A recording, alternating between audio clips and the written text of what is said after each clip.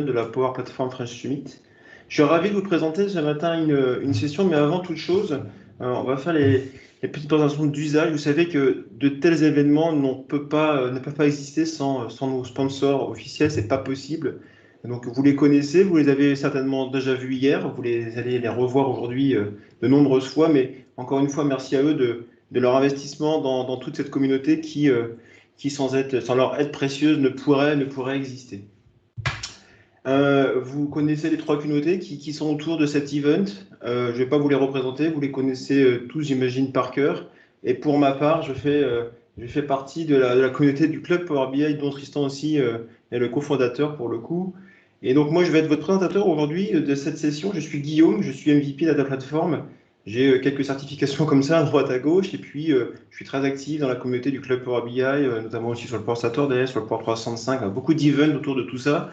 Donc, je suis un grand passionné et la session du jour, ça va être comment Power Apps et Power Automate, qui sont deux solutions intégrantes de la Power Platform, vont pouvoir communiquer, vont pouvoir aider l'utilisation avec Power BI.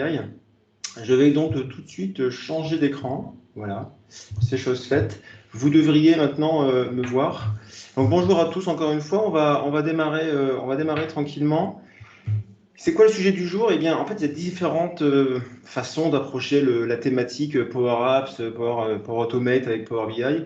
Moi, j'ai pris le pari aujourd'hui de vous la présenter je dirais, sous l'axe administration de cet outil, et puis comment on va pouvoir aider les utilisateurs parfois finaux, des fois les administrateurs, pour leur simplifier la vie dans l'administration de leur tenante, dans l'administration de leur workspace, dans la mise à jour aussi potentiellement des jeux de données, comment on va pouvoir documenter tout ça de façon un petit peu ludique, un petit peu sympa, en mariant ces trois outils.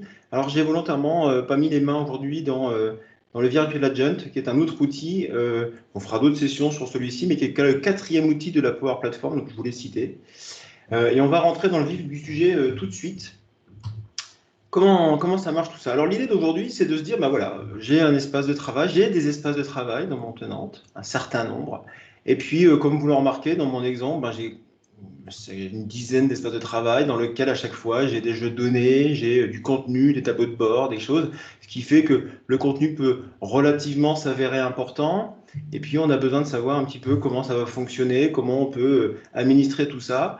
Alors première chose, avant de parler de la Power Platform dans sa généralité, dans le détail, il y a quelque chose je pense que vous connaissez tous et toutes, qui est le Power Platform Admin Center, où on va pouvoir générer tout ça autour d'un outil central, notamment le CDS, le Common Data Service, différentes statistiques sur ce qu'on a lancé comme API, combien on a d'utilisateurs, tous les flux qui ont pu être lancés sur Power Automate, est-ce qu'ils ont réussi, combien il y a eu d'erreurs, combien sont partagés, combien de users l'ont lancé, quelles sont les stats, etc. Donc, autour de la Power Platform, il n'y a pas que 4 outils distincts qui sont, entre guillemets, regroupés autour d'une plateforme d'admin, qui est celle-ci. On a un certain nombre de statistiques. Voilà, il faut l'avoir en tête.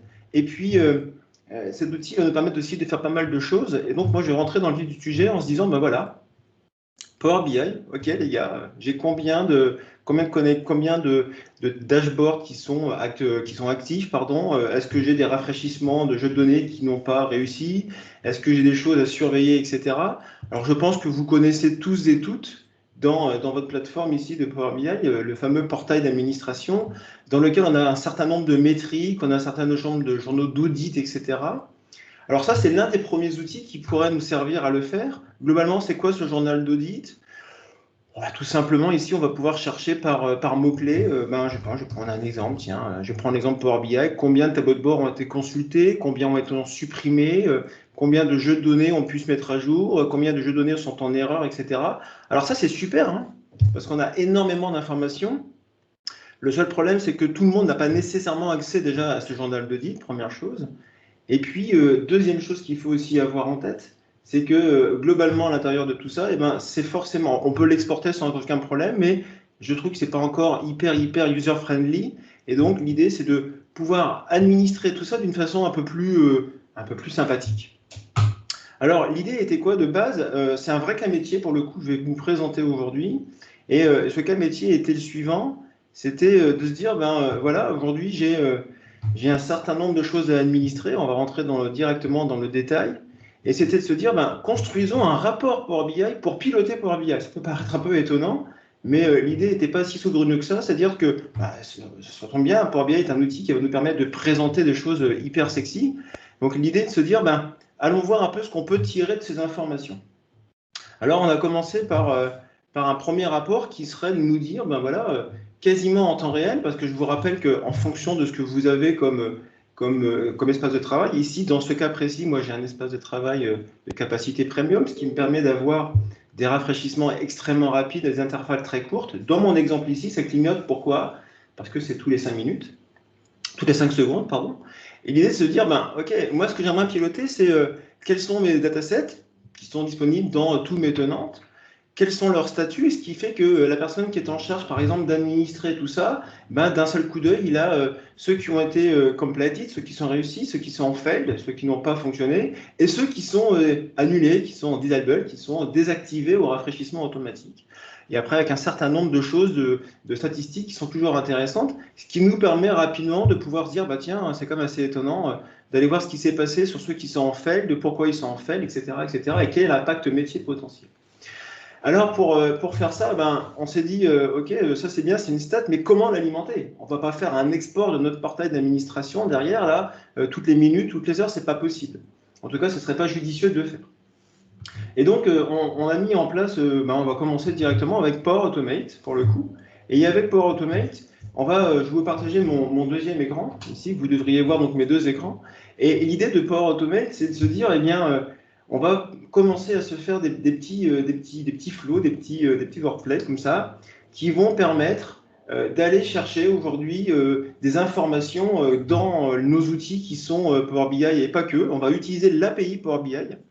Et donc, je vais vous donner un petit exemple ici. Je vais lancer, par exemple, manuellement, le rafraîchissement d'un jeu de données extrêmement classique. Alors, ce que je vais faire, c'est que vous remarquerez qu'ici, quand je le lance, il y a une petite moulinette qui se met en place. On va attendre quelques instants que ce jeu de données se mette à jour. Et l'idée, c'est de se dire, OK, quand ce jeu de données est à jour, ce qui est le cas, j'aimerais bien que mon tableau de gauche que vous avez vu à l'instant, celui-ci se mette à jour automatiquement. Pour l'instant, ce n'est pas le cas. Pourquoi? Parce que je n'ai pas encore fait appel à un workflow qui va me le déclencher. Okay? Donc, ce qu'on va essayer de faire, c'est qu'on va essayer de générer tout ça tranquillement, et puis on va essayer d'utiliser les capacités de Power Automate pour faire des choses un peu plus automatiques. Je vais rentrer un peu dans le détail. Première étape, vous savez qu'il existe énormément de fonctionnalités dans l'API REST de Power BI, notamment dans la gestion de ces workspaces. Alors, l'idée, c'est de ne pas à chaque fois aller appeler à chaque fois une URL d'API pour lancer un flux. L'idée, tout de même, et je vais rentrer directement sur cet écran principal, c'est d'aller se créer nos propres connecteurs. Je vous rappelle qu'ici, dans les Custom Connectors de Power Automate, on a cette capacité ici à gérer des connecteurs personnalisés qui vont regrouper différents appels à nos API et donc pouvoir gérer de façon beaucoup plus simple, après dans Power Automate, ces appels d'API.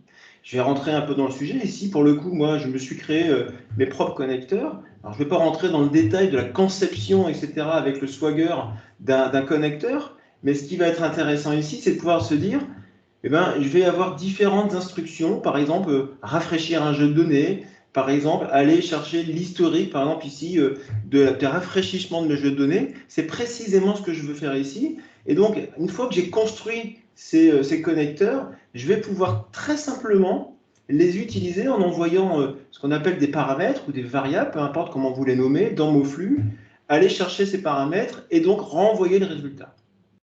Dans l'exemple ici que j'ai fait, l'idée était d'aller chercher le rafraîchissement des jeux de données. Okay? Alors, je vais lancer ce petit truc ici. C'est quoi? En fait, on va regarder un petit peu comment il est construit, tout simplement. Il est construit de la façon suivante. Ce qui est important pour qu'il interagisse avec Power Apps, c'est qu'il soit appelable, entre guillemets, de Power Apps. Donc, on a des petites constructions comme ça, d'étapes, où il faut qu'il soit appelé depuis Power Apps, et Power Apps va lui demander des paramètres. Okay? J'ai donc un enchaînement d'instructions, et ce qui va être intéressant ici, c'est que je vais venir stocker tout ça, tout mon historique, parce que, rappelez-vous, il y a quand même des limitations dans les API en termes de lancement de flux dans Power Automate, en fonction de vos versionning, etc., de licensing, pardon. Et donc ici, ce que je vais faire, c'est que je vais venir exécuter des procédures stockées, par exemple, sur une base SQL Azure, ce qui va avoir pour effet de venir historiser au fil de l'eau toutes ces informations. Qu'est-ce qui se passe ici? Tout simplement, je vais prendre mon exemple, hein, je ne vais pas vous le faire dans le détail, mais ici, qu'est-ce que j'ai fait? J'ai été lire toutes les datasets qui sont disponibles grâce à un API qu'on fera voir tout à l'heure, et puis j'ai été bouclé sur cette chose-là, et en lui disant, tiens, par exemple, à partir du moment où ici, dans mon exemple, le jeu de données est entre guillemets rafraîchissable, ok, eh bien, tu vas m'envoyer un flux, et quel va être ce flux? Ça va être simplement d'aller déclencher l'API, le connecteur que j'ai créé tout à l'heure, qui va aller chercher l'historique du rafraîchissement des jeux de données, et grâce à ma boucle, je vais pouvoir aller lire tous les jeux de données, aller chercher tout leur historique et venir l'historiser dans cette fameuse base SQL. D'où l'intérêt ici, dans mon écran de tout à l'heure de gauche, ici, qui est branché en direct query, d'accord, sur ce cube SQL. Et voilà pourquoi je peux le rafraîchir automatiquement. Ce qu'on va faire donc, c'est que je vais donc lancer maintenant ce flux pour voir un peu ce qui se passe et vous expliquer un petit peu cette interactivité. Donc, dans ce flux qui s'appelle Export Dataset, je vais tout simplement le lancer et vous allez voir que ça va avoir pour effet quasiment instantanément à gauche, dès que je vais le lancer, de vider mon historique de la table dans SQL. Et à gauche, hop, ça disparaît instantanément. Et là, je suis en train de venir récupérer au fil de l'eau tous les derniers rafraîchissements qui ont lieu sur mes jeux de données. Et ça aura pour effet de venir compléter cette base SQL. Et donc, en fonction de la programmation de ce que j'ai fait comme jeu de données, comme rafraîchissement dans Power Automate, je pourrais avoir des rafraîchissements extrêmement réguliers, ok. Et donc mon dashboard, vous voyez qu'il évolue en temps réel, et vous remarquerez qu'ici, juste avant, alors j'ai une petite heure de décalage parce que je me suis trompé dans mon UTC, c'est pas très très grave, vous avez vu qu'ici à 9h52, pour le coup, il n'est pas 8h52, j'ai bien mon jeu de données de tout à l'heure qui s'est bien mis à jour. Okay, donc ça, c'est une première fonctionnalité. C'est intéressant, mais je ne veux pas bien évidemment venir lancer manuellement tout ça à la main dans Power Automate. Donc, il a fallu qu'on trouve une solution intéressante de se dire, mais comment je vais pouvoir faire depuis une application pour le lancer, alors soit à la demande, soit de façon automatique. Très simplement, de façon automatique, dans Power Automate, vous connaissez tous des déclencheurs qui vont dire à telle heure, à telle date. Moi, ce que j'ai voulu faire ici, c'est que j'aurais même voulu faire quelque chose à la demande. Et donc, on s'est dit, si on veut le faire à la demande, on va peut-être aller chercher des informations directement dans une application Power Apps. C'est là où ici, on va commencer à intégrer tout ça ensemble. Et vous avez remarqué qu'ici, au-delà du fait qu'il ait remonté des informations de dataset, sur cet écran-là aussi, il m'a remonté ici, par exemple, à chaque fois, le dernier lancement de mes flux Power Automate. Donc, il y a double effet qui se coule, c'est-à-dire que je vais chercher l'information sur le rafraîchissement et je vais aussi venir historiser les derniers lancements de Power Automate pour voir s'il n'y a pas eu des plantages, etc. Très bien. Comment ça fonctionne tout ça? Eh bien, l'idée a été de construire ici une application Power Apps qui est tout simplement en fait branchée sur différents flux. Alors, qu'est-ce que j'ai fait comme flux Power Automate? J'en ai fait 4 ou 5. Le premier a été de lister déjà l'intégralité des espaces de travail, des workspaces. Une fois que j'ai fait ça, dans chaque workspace, j'ai été lister tout ce qu'il y avait comme dashboard, comme dataset et comme report. Okay, et en fonction de tout ça, ça me crée donc une exhaustivité de tout ce qu'il y a sur mon tenante. Et c'est exactement ce que vous avez ici en synthèse sur votre application Power Apps ici. Et donc, eh bien, on va remarquer différentes typologies. Par exemple, on va pouvoir consulter en fonction de ce que j'ai fait ici, différentes informations. Par exemple, eh bien, on va retrouver, est-ce que ici, c'est un espace de travail, un workspace premium? Est-ce que c'est une capacité dédiée en premium? Qu'est-ce qu'il y a à l'intérieur de ça? Combien j'ai de datasets? Combien j'ai de rapports disponibles? À chaque fois, pour chaque workspace, j'ai donc une liste exhaustive. Et rappelez-vous, bien évidemment, l'intérêt d'ailleurs de Power Apps est bien évidemment de pouvoir avoir quelque chose de portable. C'est-à-dire, je peux l'intégrer sur mon téléphone, sur une tablette, n'importe où sur le web. Et donc, je peux piloter de façon très simple, sans mettre les mains dans l'administration, etc. de Power BI. Eh bien, je vais pouvoir piloter tout ça. Qu'est-ce que j'ai voulu faire ici? Eh bien, on va faire un petit test. On va rentrer, par exemple, sur un espace de travail. Alors, ici, dans cette architecture, on a travaillé avec des espaces de travail dédiés dans lesquels je vais venir stocker uniquement des datasets, ce qu'on appelle des datasets shared, des datasets partagés. Et sur ce workspace qui va venir héberger uniquement des jeux de données, d'autres jeux de données, d'autres rapports qui sont hébergés dans d'autres workspaces vont venir se connecter dessus. Alors concrètement, ça veut dire quoi ça? Ça veut dire que si je rentre par exemple dans mon espace de travail ici, par exemple, rappelez-vous, on a maintenant des présentations très intéressantes. On va pouvoir regarder qui est lié à quoi, comment c'est lié, est-ce que ça vient d'autre chose. Ici, par exemple, dans mon cas de figure, j'ai bien un rapport, le Titanic par exemple, qui est relié à un autre espace de travail, à mon dataset Chart Premium, d'accord? Et donc, il va venir lire sur un dataset partagé. Et un ou plusieurs rapports sont reliés à eux-mêmes à plusieurs tableaux de bord. Donc pour comprendre un petit peu comment ça fonctionne, elle est très belle cette présentation, mais je vais essayer d'y voir clair avec mon application Power Apps. Okay, alors on va faire un petit exemple, je vais rentrer ici, et donc je vais vous partager mes deux écrans en même temps. Et dans mon deuxième écran, je vais un petit peu zoomer, mais ce que je vais rentrer ici, dans mon dataset chart partagé, ce qui serait intéressant ici dans mes jeux de données, eh bien, je vais essayer de comprendre comment je vais pouvoir, via mon apps, rafraîchir un jeu de données. On va faire un petit test. Je vais donc rentrer dans mon apps ici, je vais rentrer dans cette apps, et je vais rentrer dans les jeux de données qui sont disponibles. Tout simplement, ici, il va me dire, bah, OK, Guillaume, tu as bien un tableau de bord pilotage ici et quelque chose qui s'appelle Titanic V2. Okay, je vais zoomer un petit peu sur vos écrans ici. On a bien ici mes deux tableaux de bord qui sont listés à droite.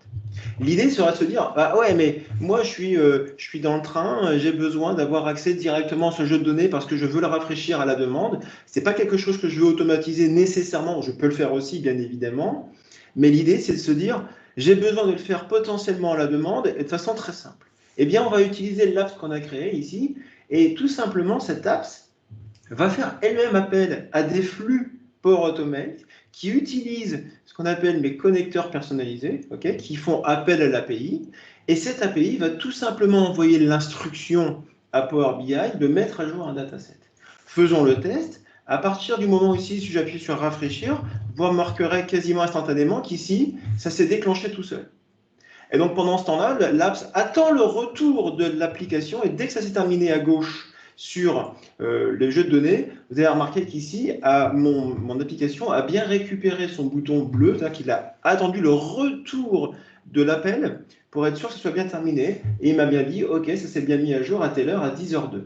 Okay, ce qui veut dire qu'à chaque fois que je vais appuyer dessus, je vais donc pouvoir instantanément ici mettre à jour des jeux de données et rapidement pouvoir le piloter. L'une des premières applications. Okay, et donc, bien évidemment, hein, tout ça étant relié en temps réel, etc., on va donc pouvoir ici, bénéficier de se dire, OK, vérifions bien ce qui s'est passé. Si je me remets ici, je vais bien remarquer qu'à 9h52, tout à l'heure, mon jeu de données s'est bien mis à jour, donc tout fonctionne bien, tout est bien lancé, etc. Top, super. Maintenant, ce qui va se passer, c'est qu'on voudrait se dire, bah, OK, qu'est-ce qu'on pourrait faire potentiellement d'autres intéressants? Eh bien, on pourrait aller un petit peu plus loin, bien évidemment. C'est de se dire, OK, j'ai des jeux de données, c'est pas mal. Maintenant, j'aimerais bien documenter un petit peu plus cette application, cette gestion, OK, et aller voir un petit peu ce qui se passe. Je vais rentrer, par exemple, ici dans un espace de travail, et dans lequel, ici, je vais avoir, je prends ici, il y a un certain nombre d'exemples. Eh bien, je vais prendre un jeu de données, allez, prenons cet exemple-là, il n'est pas mal du tout. On va prendre le kit ici, en théorie, qui devrait être dans le coin. Ouais, ça doit être celui-ci, parfait. Et non, il est là, si, parfait. Je vais prendre un jeu de données, par exemple, ici, et dans lequel je vais avoir un certain nombre de rapports. Et bien, dans un certain nombre de rapports, vous l'aurez compris, donc je vais partager mes deux écrans. Eh bien, ici, je vais avoir dans l'espace de travail où je suis rentré à l'instant, qui s'appelait Club Power BI V2, un certain nombre ici de contenus. Je vais réafficher en mode classique pour pouvoir filtrer entre le contenu et les jeux de données. Et ici, dans le contenu, c'est exactement ce que je vais récupérer de l'autre côté. À quoi ça va me servir? Eh bien, ça va me servir dans mon application principale de se dire, OK, qu'est-ce que je vais faire? Eh bien, je vais pouvoir ici vérifier combien j'ai de dashboards disponibles et combien sur ces dashboards disponibles ici, je vais avoir d'espace de travail. Okay, donc je vais me mettre ici en grand, et dans cet espace de travail, je vais rentrer et je vais dire, bah, OK, super. Ça veut dire que si je regarde un petit peu ce qui s'est passé, par exemple, sur le rapport du Titanic, hein, prenons toujours le rapport du Titanic, un petit peu au hasard, et bien dans ce rapport du Titanic, si je vous refais voir l'autre écran ici du Titanic, et bien vous allez remarquer que dans mon tableau de bord du Titanic, qui devrait être ici en bas, bien, si je rentre sur ce tableau de bord du Titanic, je vais bien retrouver un certain nombre, alors ce qu'on appelle de tuiles, Ok, j'ai donc bien 4 tuiles, on appelle ça des tuiles, peu importe comment vous les appelez. On a bien ici un certain nombre de tuiles qui vont se charger ou pas. Peut-être l'effet démo, ça ne marchera pas. Mais à l'extrême, ce n'est pas très important. Ce qui va m'intéresser, c'est de vérifier qu'on a une certaine dynamique entre les deux. Okay, ça veut dire quoi? Ça veut dire que si dans ce tableau de bord, je vais venir épingler directement un autre vise, une autre page par exemple, faisons le test, je vais aller chercher mon rapport d'origine, qui est ici. On va attendre qu'il se charge dans quelques instants. En théorie, ça devrait bien se passer, ou pas. Voilà. Quand c'est marqué presque terminé, c'est que c'est souvent presque terminé. Sinon, je vais forcer l'actualisation, c'est pas gênant. Des fois, ça arrive, ou alors je vais totalement changer de page. Bon, on va regarder si ça marche. On va Guillaume, en relancer le attendant, il y avait vidéo. une question, tu m'as dit de ne pas hésiter à t'interrompre. Oui, personne, vas-y Tristan, pendant que Il y ça avait une charge. il y a une première question qu'on prendra à la fin, et il y a une deuxième question qui était l'application que tu montres là, est-ce qu'elle a un layout qui peut s'adapter sur le PC? Parce que quelqu'un demande le layout n'est pas optimisé pour mon écran PC. J'imagine qu'il parle cette personne Oui, oui, parle oui, du oui, layout là. effectivement. Oui, très très bonne question. Effectivement, moi je l'ai optimisé pour une vue en mode entre guillemets enfin oui, portrait, soit sur téléphone, soit sur une tablette qu'on a mis en mode portrait de l'autre côté. Absolument, on a totalement le choix. Alors, je l'ai fait ici dans la démonstration, parce qu'après je vous ferai voir un petit peu l'interaction avec un mobile. Mais effectivement, on a complètement la possibilité de changer cette mise en page, de le mettre en mode paysage, par exemple, et de l'avoir sur optimisation pour PC, complètement. C'est au choix de l'utilisateur. Moi, dans l'idée ici, c'est de pouvoir offrir la possibilité de quelqu'un qui va se balader, qui est assez nomade, depuis son smartphone ou depuis sa tablette, de le faire très rapidement. Voilà. Mais effectivement, vous avez raison, on pourrait le faire de l'autre côté. Merci Tristan de m'avoir interrompu sur ça. Donc, entre-temps, j'ai bien mon petit rapport qui est revenu à la vie. Ouf! Et admettons, ici, j'ai besoin d'aller venir épingler cette tuile à mon dashboard. Ben, tout simplement, vous connaissez tous la manipulation. Je vais aller venir ici le mettre dans le rapport qui s'appelle Titanic, par exemple, que je vais venir épingler. Ça va avoir effet instantané, effectivement, ici, vous l'aurez compris. Ici, de venir dans mon espace de travail ici, aller chercher le tableau de bord qui va bien, et en théorie, si tout se passe bien et que ça a bien fonctionné, vous remarquerez qu'ici, j'ai bien une nouvelle tuile, que j'appelle comme ça une nouvelle tuile, et ici, elle a bien un petit nom. Alors, ce qui va être intéressant, c'est que dans mon écran de droite, que vous avez vu tout à l'heure, je vais le remettre en gros plan, tout simplement, je voudrais avoir la possibilité de venir rafraîchir à la main et de venir compter le nombre de tuiles que j'ai sur un dashboard. Eh bien, si tout se passe bien, en appuyant sur ce bouton magique, qui va faire quoi comme d'habitude? Venir déclencher un flux Power Automate avec toute la stratégie que vous allez voir tout à l'heure, va attendre le rafraîchissement et va renvoyer l'information à Power Automate. Je vais donc à Power Apps, pardon. Je vais donc cliquer dessus. Et si tout se passe bien en fonction de ma bande passante, etc., et de la puissance de l'API, c'est relativement rapide, je devrais passer de 4 à 5. Alors, parfois, il y a l'effet démo, je vais attendre, mais en théorie, ça devrait fonctionner. On va attendre quelques instants. Et quand il aura fini son flux, eh ben, il va pouvoir me lister ce nombre de tuiles et ça ne va pas être suffisamment intéressant. On va aller un petit peu plus loin, on va attendre qu'il se mette à jour. Et quand il aura fait cette mise à jour, on va être en capacité, en théorie, voilà, 5 tuiles. Et donc, ces 5 tuiles, je vais me dire, bah ouais, cool Guillaume, c'est bien ce que tu me racontes. Mais comment moi, administrateur, comment moi, par exemple, administrateur, simplement, pas forcément du tenant, mais peut-être que du workspace, parce que je vous rappelle que l'application Power Apps est bien évidemment, peut-être bien évidemment, soumise à droit d'accès. Okay, et donc, si je clique sur cette petite icône qui va venir me lister les tuiles, vous avez tout simplement l'opportunité ici, vous avez vu ici, de venir dire, bah tiens, c'est quoi ce truc? Et ben, j'ai donc la capacité par rapport à mon écran de tout à l'heure de retrouver exactement dans mon application Power Apps, ok, eh bien, je retrouve certaines tuiles. Celle qui s'appelle Key Influencer, c'est bien celle-ci. Et si je mets, par exemple, l'arbre de l'arborescence de décomposition, vous remarquerez que l'arborescence de décomposition, c'est bien celle qui est de l'autre côté. Vous savez, petit point de détail, on s'est dit, mince, ici c'est blanc. Pourquoi? Ça, c'est très important. Et j'ai fait exprès de faire cette démonstration parce qu'il faut qu'on soit vraiment, vraiment très vigilant quand on fait des tableaux de bord. Notamment quand on utilise des API derrière. Parce qu'ici, je ne sais pas si vous avez remarqué, mais ici, quand je modifie les détails, je ne vais pas avoir ce qu'on appelle de sous-titres. Et en fait, c'est ce que, dans mon application, moi, j'ai été chercher. Donc, si on voulait faire quelque chose de correct, j'aurais dû ici bien mettre un sous-titre propre, Rien ne m'empêche ici de virer le titre, hein, si je le souhaite. Et à partir de ce moment-là, eh bien, je n'aurai plus que, entre guillemets, à faire quoi? À venir relancer cette mise à jour pour revenir chercher le nom de la tuile. Et donc, qu'est-ce que je pourrais faire dans mon apps? Je pourrais aussi, moi, à distance, sans mettre les mains dans le tableau de bord, venir mettre à jour le nom des tuiles.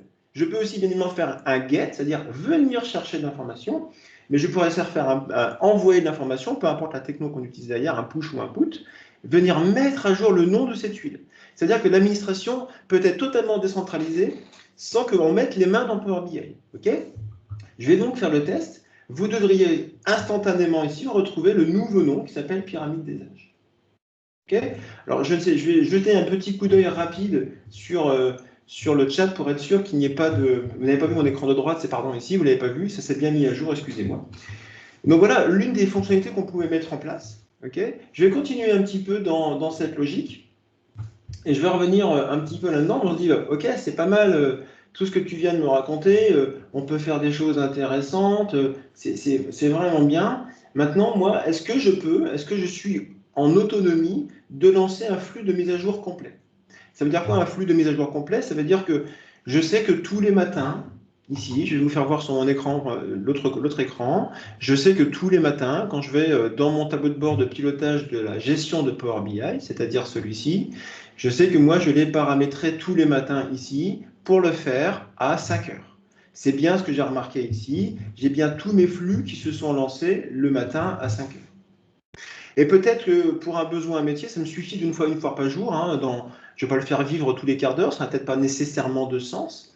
Mais peut-être que dans des cas bien particuliers, je vais avoir besoin de le lancer manuellement. OK?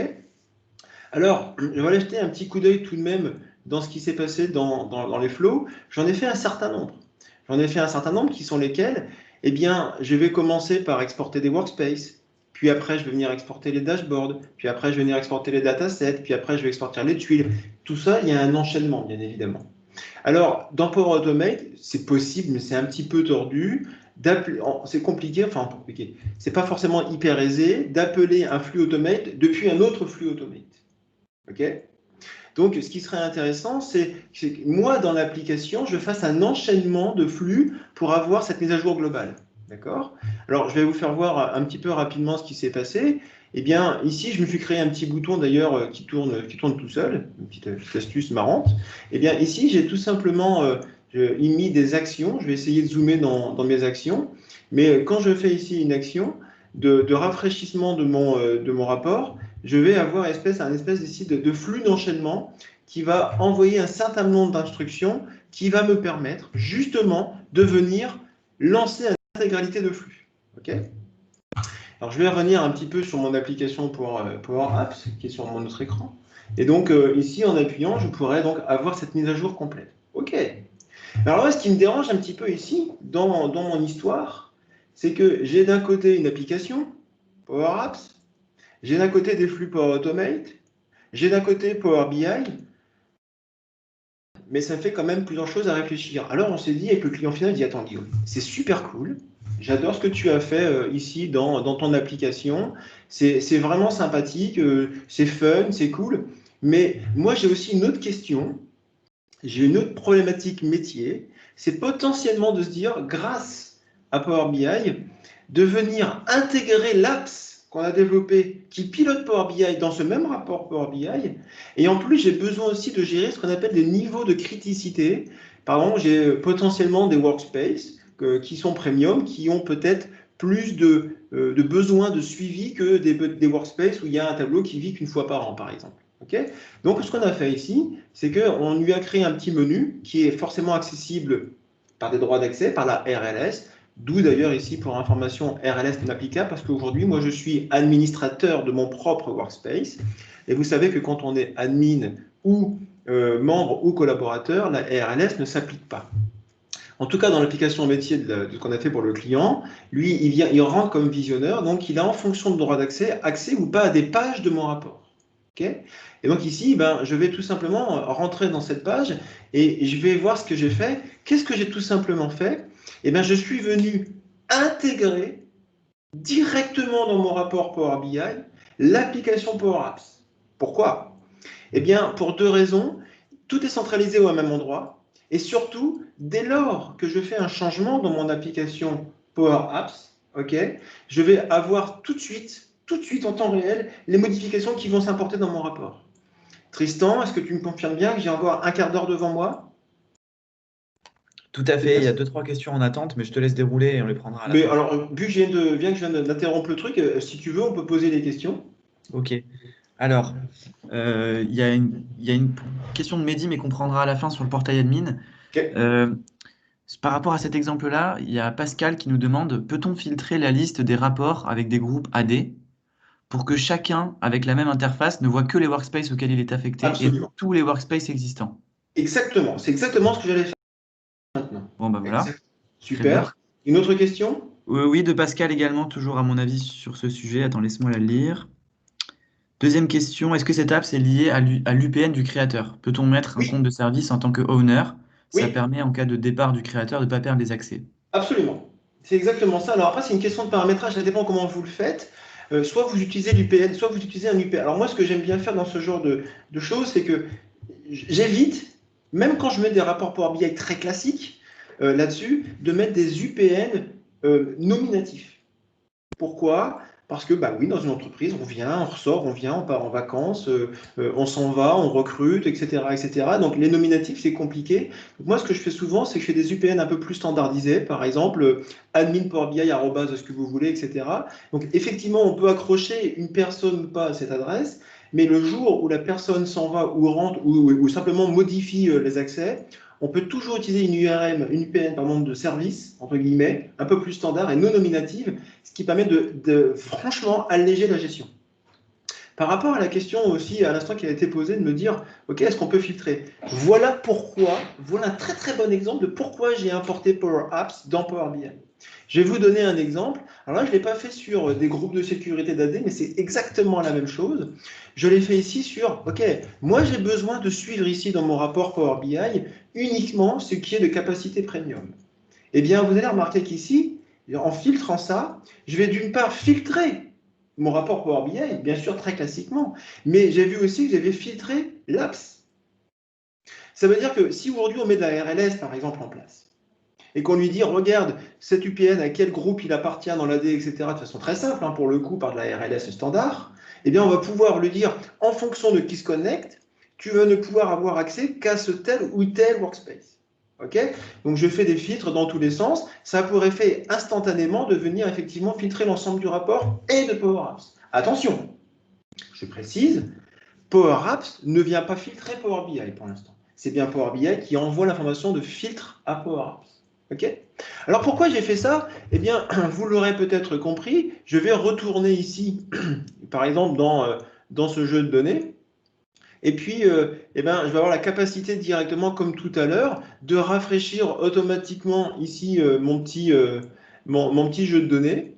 Et ça va interagir directement avec mon rapport. Alors, ici, je sais pourquoi j'ai un unknown, parce que mon jeu de données était tellement vite à se rafraîchir que l'app n'a pas attendu le retour de l'API. Bon, ce n'est pas très grave. Et donc ici, instantanément, dès que je vais avoir fait quelque chose, je vais pouvoir lancer une petite mise à jour ici de mon jeu de données, et ça va avoir pour effet instantanément de mettre à jour mon tableau. Mais ce n'est pas suffisant. Ce qui va m'intéresser ici, c'est de se dire quoi? Tout à l'heure, je vous ai parlé d'un niveau de criticité. Okay, ce niveau de criticité veut me dire, oh, attends, clairement, un jeu de données en premium partagé sur 3 rapports, clairement, il faut que je sois vigilant. Et donc, je me suis posé la question de me dire, bah ouais, mais moi, j'aimerais bien avoir une interface, Guillaume, dans Power BI de saisie. Et bien, une interface de saisie, ça va être grâce à Power Automate et Power Apps aussi. J'ai donc fait un petit bouton, un formulaire dans mon apps de saisie qui va piloter. Ça veut dire quoi? Ça veut dire que par exemple, ce dataset Share Premium est quelque chose qui est à surveiller comme le lait sur le feu, pendant par exemple une période de production. Et puis à un moment, quand je sais qu'il est stable, je vais le baisser d'un niveau de criticité de 1 à 3, je vais le baisser à 2 par exemple. Et bien tout simplement, quand je vais ici le faire en 2, quand je vais valider, instantanément mon rapport est bien changé, je vais baisser de 3 à 5 et instantanément, ici, je vais pouvoir filtrer. Je recommence. Si je le passe de niveau 2 à niveau 3, vous remarquerez instantanément ici que mes briques se mettent à jour. Ça veut dire quoi? Ça veut dire que je peux saisir de l'information directement dans Power BI via un Power Apps qui pilote un Power Automate et qui me renvoie l'information dans Power BI et qui historise tout ça dans une base SQL. Donc là, l'intégration de la Power Platform, elle est complète. Moi, je la trouve complètement géniale. Okay, donc, on peut déjà interagir avec ça. Et puis, on sait, par exemple, ici, je peux directement sortir d'une capacité d'un workspace directement premium ou le passer en non premium. On peut vraiment piloter complètement l'application. Okay, bon, ça, c'est bien. J'ai bien parlé, il me reste 10 minutes, donc je vais essayer de finir mon truc. Et puis, là, on est en train de se dire, ok, Guillaume, c'est bien, j'ai des rapports, ces trucs, ça clignote dans tous les sens, super, j'ai le mal de mer à la fin, génial. Qu'est-ce que je pourrais faire d'autre? Eh bien, ce que je pourrais faire d'autre, c'est de me sortir grâce à un rapport paginé. Rappelez-vous, il existe aussi Power BI Report Builder, qui est un rapport de 10 paginés. Et donc, je pourrais faire des managements de workspace. En cliquant sur ce bouton-là, qu'est-ce que je vais faire? Je vais demander à Power BI de m'ouvrir un rapport paginé. Attention, rapport paginé égale nécessairement un espace de travail en premium. D'accord, je précise. Bientôt, on va certainement en parler aujourd'hui de la nouvelle licensing du premium per user. Ça va arriver pour beaucoup de monde, mais pour l'instant, c'est bien réservé à des premiums. Quand je clique sur cette icône, qu'est-ce que va faire Power BI? Il va tout simplement aller me générer une URL automatique par rapport à un filtre, par rapport à un user. Et je vais lui demander par une clé un petit peu sympathique dans l'URL d'ouvrir un rapport paginé et automatiquement de me le générer en PDF. Okay, on va attendre quelques instants qu'il me génère en PDF. Instantanément ici, il est en train de me le générer en PDF. Et donc, j'ai plus qu'à lui dire, OK, voilà comment je peux traiter mon workspace. J'ai tous mes workspaces avec leur niveau de criticité, qu'est-ce qu'il y a à l'intérieur, tout leur ID, combien j'en ai, et à la fin, une synthèse de qui est premium, qui n'est pas premium. Par exemple. Donc, il n'y a quasiment pas de limite dans ce qu'on peut faire. OK, ça, c'était une autre façon aussi de documenter en utilisant toutes les fonctionnalités de Power BI grâce à la Power Platform. Enfin, ce qui m'intéresserait aussi, et ce qui est pas mal, c'est de simplifier, et je finirai par ça pour les questions-réponses, et ce qui m'intéresserait, c'est de simplifier la vie des users. Pourquoi simplifier la vie des users? Parce que c'est notre métier. La Power Platform, elle est faite pour simplifier la vie des users. Okay, alors, comment je vais faire pour simplifier la vie des users? Je vais vous faire une petite démonstration en live. Ici, je vais retourner, par exemple, je vais retourner dans mon espace de travail qui était... non, ce n'était pas celui-ci, excusez-moi, autant pour moi. C'était celui-ci, dans lequel j'ai mon fameux Titanic. Okay, et puis, je me suis dit, ce qui serait pas mal, c'est que les mecs, ils n'ont pas à mettre les mains dans les rafraîchissements, etc. On va tout piloter depuis Outlook. C'est encore malade, ce Guillaume. Non, pas de problème. Pourquoi? Eh bien, je vais prendre un petit exemple. Je vais juste copier ça. Voilà. Eh bien, j'ai créé ici un flux. Je vais donc créer ici une nouvelle, entre guillemets, une nouvelle réunion. Je ne sais pas comment vous pouvez l'appeler. Et ici, dans l'objet, le mot-clé, c'est à partir du moment où je marque mage, mise à jour, dataset. OK. Et bien, grâce à mon... Alors, pour l'instant, je l'ai fait grâce à l'ID du workspace. Bien évidemment, je peux le faire par rapport au jeu de données, pardon. Je peux bien aussi, bien évidemment, faire par rapport au nom du jeu de données et pas l'ID du jeu de données. Ce n'est pas forcément facile pour tout le monde. Et bien, j'ai envie de lui dire, aujourd'hui, j'ai besoin de planifier allez, on va faire à 10h25, d'accord? J'ai besoin à 10h25 que tu me planifies la mise à jour. Je vais donc planifier à 10h25 cette mise à jour. OK? Qu'est-ce qui va se passer instantanément ici? Eh bien, à 10h25, je vais peut-être même mettre 10h24, je vais avoir le temps de le modifier si je suis pas trop long, voilà. Eh bien, à 10h24, en théorie, on devrait voir ici une instruction qui va se faire, qui va faire quoi? Qui va demander à Power BI, à Power Automate, de déclencher l'événement et de m'envoyer une demande d'autorisation de mise à jour. On va vérifier ce qui se passe. À 10h24, en théorie, ça devrait démarrer. On va vérifier un petit peu dans mes flows si ça a bien démarré. Et ici, en théorie, dans les flows, des événements Outlook. Voilà. Je vais vérifier ce qui s'est passé. Alors, il n'a pas démarré. J'ai été un petit peu trop tard. On va le mettre à 10h25. Je n'ai pas assez démarré. En tout cas, ça va avoir pour effet ici de l'envoyer, de déclencher ce flux qui va lui-même demander la mise à jour d'un workspace. OK? Ça, c'est une première méthode. Et la deuxième méthode, ça pourrait être aussi de se dire, ce que j'aimerais bien que tu me fasses, c'est, par exemple, me programmer de façon très simple, tous les jours, l'envoi en PDF à 3 personnes d'un rapport bien spécifique. Okay, alors, je vais attendre un petit peu que ça se déclenche. En théorie, ça devrait se déclencher le premier flux. Et si ça ne se déclenche pas, c'est pas gênant, je vais faire le deuxième. Il n'y a pas de raison que ça ne se déclenche pas. Et dans un deuxième temps, je vais paramétrer l'autre ici. Donc, je vais pas m'embêter. Je vais m'inspirer de celui que j'ai fait hier pour le test. Et ici, la mise à jour, je vais l'appeler, par exemple, je verrai que tous les mardis, à 9h30, par exemple, tu m'exportes un rapport. OK. Et ici, ce que je vais devoir lui demander, c'est à qui je vais l'envoyer. Par exemple, je vais l'envoyer à Power BI, une adresse un petit peu aléatoire, et je pourrais rajouter une autre personne, par exemple, qui pourrait être moi-même, admettons. Donc, plus je mets d'adresse mail, plus ces gens vont recevoir le même rapport. Je vais donc le planifier pour aujourd'hui. Je vais le planifier, quelle heure est-il? Je vais le planifier à 10h26. J'espère que pour le coup, ça devrait le faire. À 10h26, je vais enregistrer. Je vais quand même l'envoyer. Okay, je vais vérifier pendant ce temps-là que l'autre s'est bien mis à jour. Là, pour l'instant, il ne s'est pas encore mis à jour. Bon, tant pis pour moi. Et en tout cas, ici, celui-ci devrait démarrer. Et qu'est-ce qui va se passer? Eh bien, il va m'envoyer une instruction à 10h26 en me demandant si je veux bien exporter cette chose. Alors, je vais attendre quelques instants. Je vais vérifier quand même que, pour le coup, ça fonctionne. Et je vais vous faire voir le flow pendant ce temps-là. Qu'est-ce que j'ai fait dans mon flow? Eh bien, je lui ai dit, à partir du moment où il y a un événement qui est créé dans Outlook, au moment où il se déclenche, okay, eh bien, je vais vérifier. Je lui dis, si le sujet, c'est quoi? Si le sujet, c'est mise à jour d'un dataset, alors, tout simplement, tu vas m'envoyer l'information comme quoi il faut mettre à jour le dataset.